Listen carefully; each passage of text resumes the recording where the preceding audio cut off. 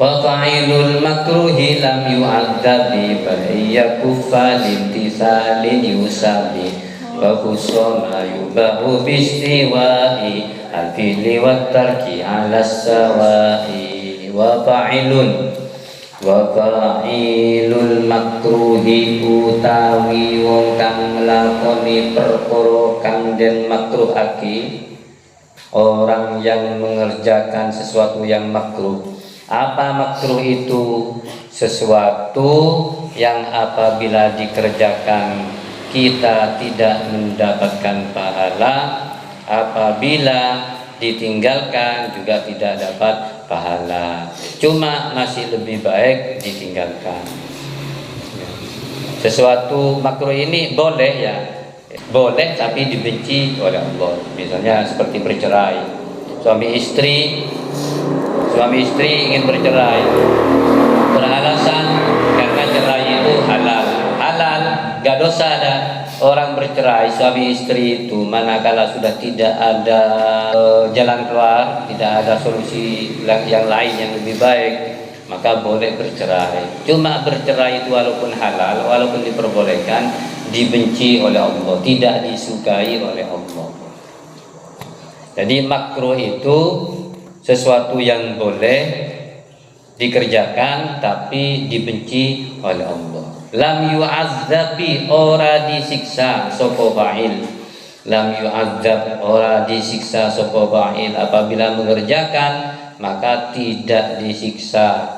Cuma bal iyakuffa, bal tetapi iyakuffa lamun menahan atau tidak ngelakoni, tidak melakukan sapa wong, iyakuffa lamun menahan sapa wong. Tujuan menahan tidak melakukan seperti itu limtisalin karena taat, limtisalin karena taat atau mengikuti Rasulullah, yusab moko diberi pahala sapa fa'il, sapa wong, yusab moko diberi pahala sapa fa'il. Kalau tujuannya kita tidak melakukan apa yang telah diperbolehkan, cuma dibenci oleh Allah itu karena taat, maka malah mendapatkan pahala. Contoh, kalau umpama wudhu itu setelah wudhu itu diperbolehkan ya pakai handuk ya boleh, cuma lebih baik tidak pakai handuk. Atau dibiarkan begini, tapi kalau kita ambil begini kemudian diketesin gini itu makruh ya. Jadi ambil air setelah wudhu selesai kok masih banyak air di muka, kadang-kadang kan setelah itu dibuang begini, itu makruh. Kalau kita niat tidak begini ya tetap dibiarkan begini. Walaupun tetap dibiarkan begini tidak masalah, tidak ada pahala, tidak apa-apa ya. Cuma kalau membiarkan kita seperti ini, tidak melakukan ngusap kemudian dicipratkan seperti ini, itu tujuannya karena ikut Rasulullah, cinta terhadap Rasulullah, maka mendapat pahala. Jadi kalau lil imtisal yusab, kalau tujuannya taat karena cinta kepada Rasulullah, maka mendapatkan pahala. Apa yang dikerjakan oleh Rasulullah, apa yang menjadi peninggalan Rasulullah, tidak semuanya sunnah ya, tidak semuanya wajib, tidak semuanya harus diikuti, karena turunannya banyak. Artinya apa yang dikerjakan oleh Rasulullah itu kan banyak hukumnya, diturunkan hukumnya bagaimana. Misalnya Rasulullah berbuat sesuatu, nanti setelah Rasulullah mengerjakan sesuatu itu nanti diambil dasarnya, turunannya, apakah itu yang dikerjakan oleh Rasulullah itu wajib atau sunnah atau mubah atau khusus Rasulullah. Kadang-kadang kan orang hanya mengatakan itu sudah Rasulullah sini yang berbuat seperti itu, kalau tidak dikerjakan Rasulullah haram, kalau tidak dikerjakan Rasulullah tidak boleh, atau apa yang dikerjakan Rasulullah hukumnya wajib kita ikuti. Tidak semuanya ya. Misalnya Rasulullah, jadi ketika mau sholat subuh itu berbaring dulu. Ya, Rasulullah kan mulai dari jam 2 atau jam 1 misalnya wiritan, sholat Rasulullah. Kemudian hampir subuh itu berbaring. Apakah itu sunnah? Tidak sunnah dah. Artinya kenapa Rasulullah berbaring seperti itu? Artinya Rasulullah mungkin capek, mungkin ingin istirahat sebentar. Tapi kalau kita mengerjakan apa yang dikerjakan Rasulullah seperti itu karena cinta terhadap Rasulullah, ya dapat pahala. Ya, dapat pahala. Misalnya Rasulullah rambutnya gondrong, apakah sunnah gondrong? Kan tidak. Rasulullah itu rambutnya gondrong sampai di sini, tapi rapi, bergelombang ya. Bergelombang itu ya apa? Tidak atal kentel itu ya, tak atal kentel, bagus ya, rapi, bagus. Tapi gondrongnya Rasulullah itu tidak menjadi sunnah. Artinya kita umpama gondrong tidak mendapatkan kesunahan. Gondrong misalnya ingin ikut Rasulullah, nggak apa-apa, dapat pahala. Oh, kalau gondrongnya anak-anak sekarang kan bukan seperti itu. Saya dalam pakai kende ya, cokor biasa, kende syarat gundul sampai di sini itu. Yang dari tas sampai ke sini, kan beda gitu. Bukan itu Rasulullah sudah. Ada kan banyak model sekarang itu. Sini gundul, yang di bawah gundul sampai ke atas. Cuma yang di atas ini dibiarkan panjang, terus dikebelakangkan sampai sini itu. Dan apa yang tidak dilakukan Rasulullah tidak mesti haram. Banyak yang tidak dikerjakan oleh Rasulullah.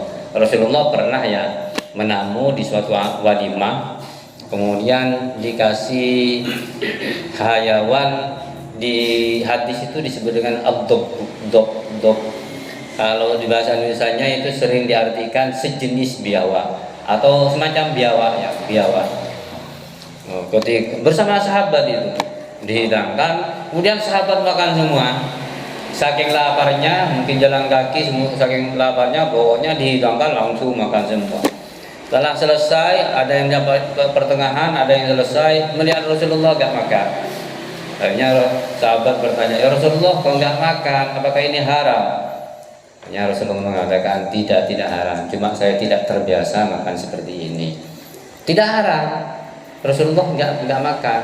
Jadi tidak harus apa yang dikerjakan, yang tidak dikerjakan oleh Rasulullah itu haram bagi kita untuk mengerjakan. Misalnya seperti Sami Allahu liman hamidah Rabbana walakal hamd. Itu Sayyidina Ali, gara-gara Sayyidina Ali terlambat sholat subuh berjamaah.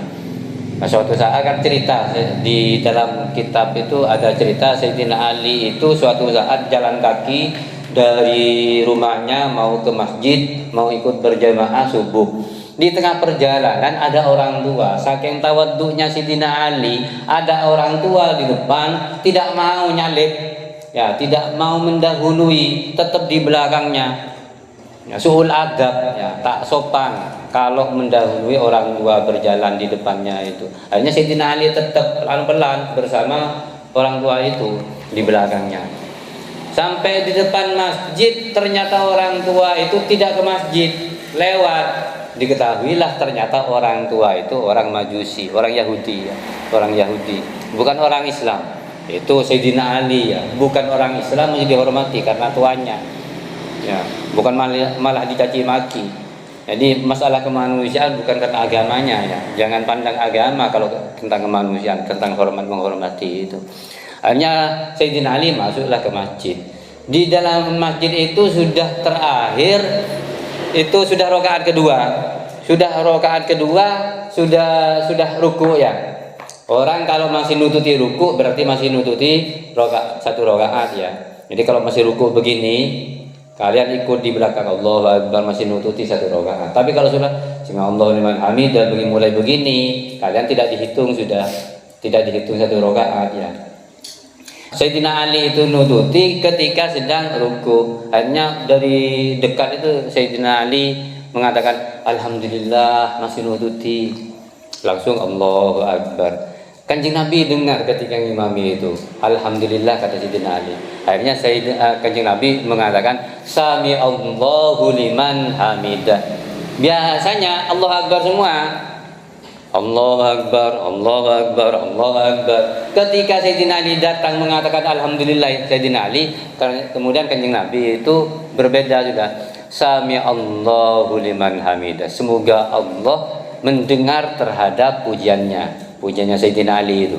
Sami Allahu, semoga Allah mendengar hamidahu terhadap pujiannya, atau kata-kata alhamdulillah itu. Sami Allahu liman hamidah. Kemudian makmum itu mendengar Kanjeng Nabi mengatakan sami Allahu liman hamidah. Makmum itu mengatakan Rabbana walakal hamd. Ya Allah, walakal hamd, dan untukmu alhamdu. Ya, atau dibalas, ada yang mengatakan dibalas oleh Sayyidina Ali, Rabbana walakal hamd. Ya Allah. Jadi Sayyidina Ali mengatakan Rabbana walakal hamdu, itu tidak dicontohkan oleh Rasulullah, tapi tidak dilarang, berarti boleh ya. Ada orang datang kepada Kanjeng Nabi muji-muji Kanjeng Nabi, pokoknya setingkat sedetil-detilnya dan sekuat-kuatnya memuji Rasulullah. Oleh Rasulullah tidak dikatakan murtad kamu, tidak boleh, itu hukumnya haram, tidak mengatakan seperti itu. Memuji Rasulullah itu di depannya itu.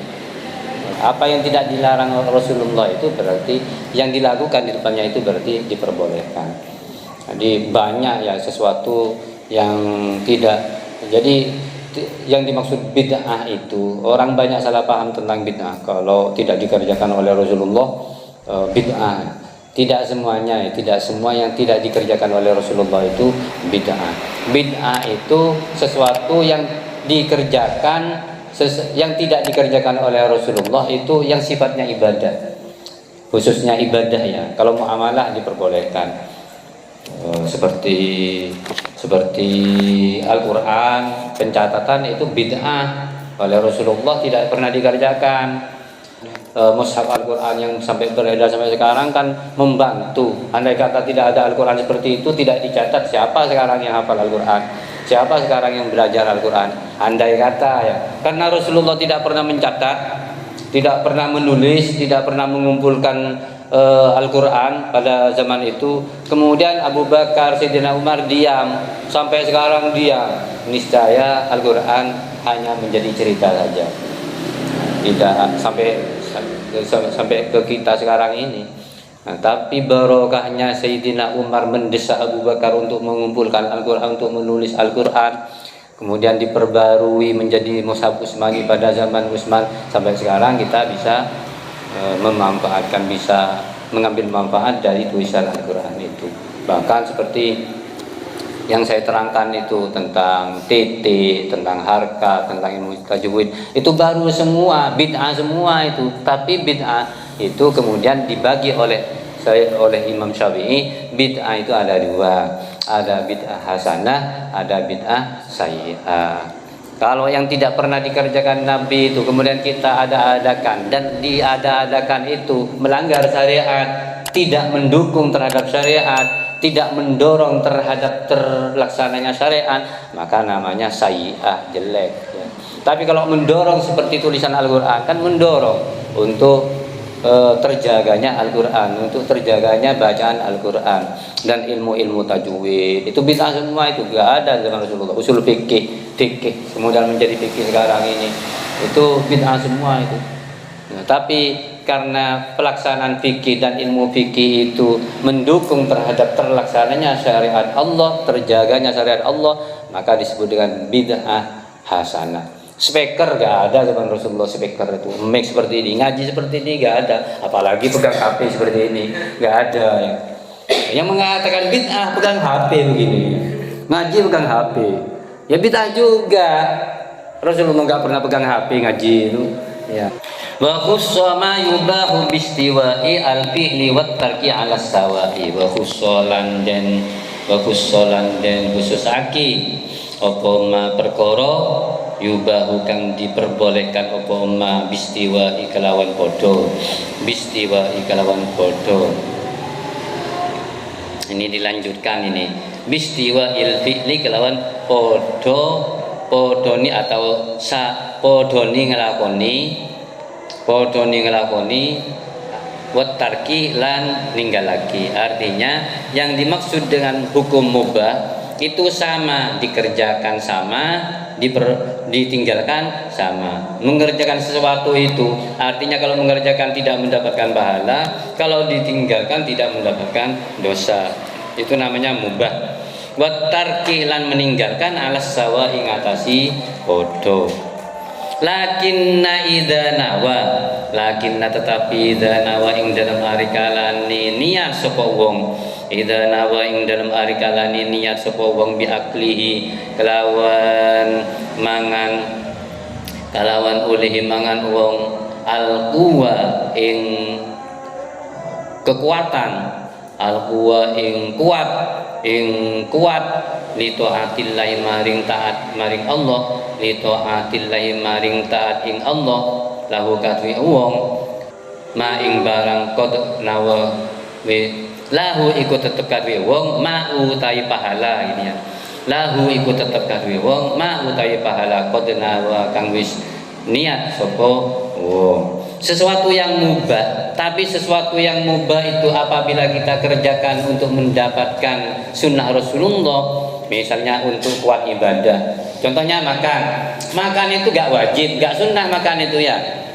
Kalian makan boleh, gak makan juga boleh. Tapi kalau kalian makan tujuannya untuk ibadah, kok kadang-kadang supaya kuat ngaji, supaya kuat belajar, supaya kuat ibadah saya. Makan tujuannya untuk ibadah, maka mendapatkan pahala. Kalian pakai baju seperti ini dalam sholat atau di luar sholat, keluar misalnya, atau pakai kaos saja, itu kan tidak ada hukumnya. Artinya yang penting nutup aurat kan. Tapi kalau kalian pakai baju seperti ini kemudian niatannya untuk menjaga supaya rapi, supaya orang itu senang melihatnya, supaya terkesan kalau santri itu punya akhlak yang baik, menjaga kerapian, disiplin dan sebagainya, atau untuk mensyiarkan agama Islam dengan pakai ya seperti ini misalnya. Tapi ini bukan hukum ya, bukan hukum. Kopiah itu bukan hukum. Artinya di dalam Islam itu tidak ada kopiah ya. Tapi ini kan ciri khas santri ya, ciri khas santri. Kalian umpama keluar kemudian tetap mempertahankan kesantriannya dengan pakai kopiah supaya menjauhi maksiat, dengan tetap memakai kopiah ini malu umpama bermaksiat misalnya, tujuannya seperti itu malah mendapatkan pahala ya. Kalian pakai sarung seperti ini kan tidak wajib, pakai celana ya boleh, yang penting menutup aurat. Tapi kalau kalian pakai sarung tujuannya supaya menghindari maksiat ya, supaya malu ya, pakai sarung seperti ini kok saya bermaksiat misalnya. Atau yang perempuan apalagi pakai jilbab, kalau jilbab kan wajib mempertahankan jilbab keluar, bukan pamer tapi tujuannya supaya saya terhindar dari maksiat. Masa saya pakai jilbab seperti ini mau ke diskotik misalnya, menghindar dengan pakai jilbab supaya saya tidak ke diskotik, malu saya pakai jilbab dengan pakai jilbab sambil mabuk-mabukan misalnya, menghindar dari itu maka berlipat ganda pahalanya. Jadi tergantung niatnya. Innamal amalu binniyat wa innamal likulli imri'in ma nawa. Jadi lakinna idza nawa biaklihil quwa li taatillahi lahu ma qad nawa. Jadi kita mendapatkan apa yang kita niati. Wallahu a'lam bishawab. Rabbi famta'na bi barakatihim wa